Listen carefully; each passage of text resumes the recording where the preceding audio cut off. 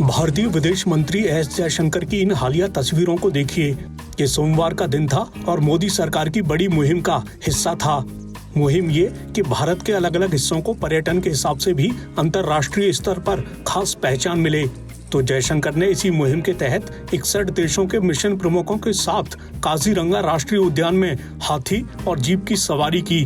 कोहरामे park की केंद्रीय range के अंदर समूह की हाथी सफारी के लिए जयशंकर ने प्रसिद्ध हाथी प्रद्युम्न की सवारी की। जयशंकर ने कहा, मुझे बताया गया है कि इस मौसम में 3 लाख से ज्यादा पर्यटक काजीरंगा घूमने आए हैं। हम चाहते हैं कि असम और पूर्वोत्तर के दूसरे राज्यों को पर्यटन और निवेश दोनों के लिए अंतर्राष्ट्रीय स्तर पर पहचान मिले। बाद में जयशंकर और कुछ राजदूतों को यात्रा के दौरान हाथियों को खाना खिलाते हुए भी देखा गया। ये यात्रा मंगलवार को शुरू हुए 2 दिवसीय advantage Assam 2.0 infrastructure and investment summit के इर्द गिर्द आयोजित की गई थी।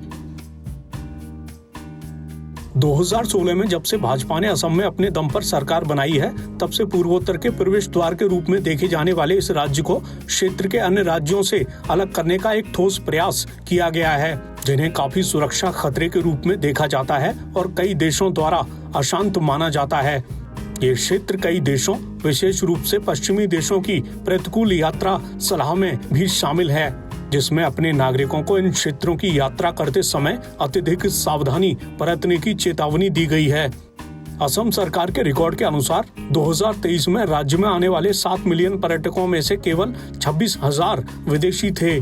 पिछले साल पर्यटन शिखर सम्मेलन के दौरान काजीरंगा में असम के मुख्यमंत्री हिमंत बिस्वा शर्मा ने कहा था कि विदेशी पर्यटकों की संख्या बढ़ाने के उनके सरकार के प्रयासों में वैश्विक गलतफहमियां एक बड़ी चुनौती हैं।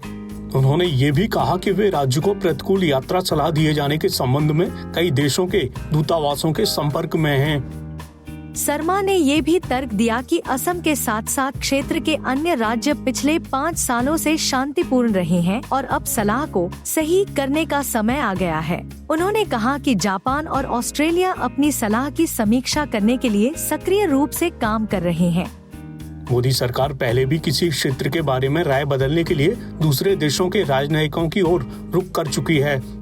जब G20 की अध्यक्षता मोदी के पास आई तो उन्होंने इसे देश के लिए अपनी ताकत दिखाने का अद्वितीय अवसर बताया था। इसलिए देश भर में G20 से संबंधित कार्यक्रम आयोजित किए गए, जिनमें मई 2023 में कश्मीर में पर्यटन कार्य समूह सम्मेलन भी शामिल किया गया। प्रयागराज में महाकुंभ के लिए भी राजनयिकों को लेकर एक विशेष विमान पहुंचा था, जिसका मकसद वहां की व्यवस्थाओं और आस्था के सागर को दिखाना था।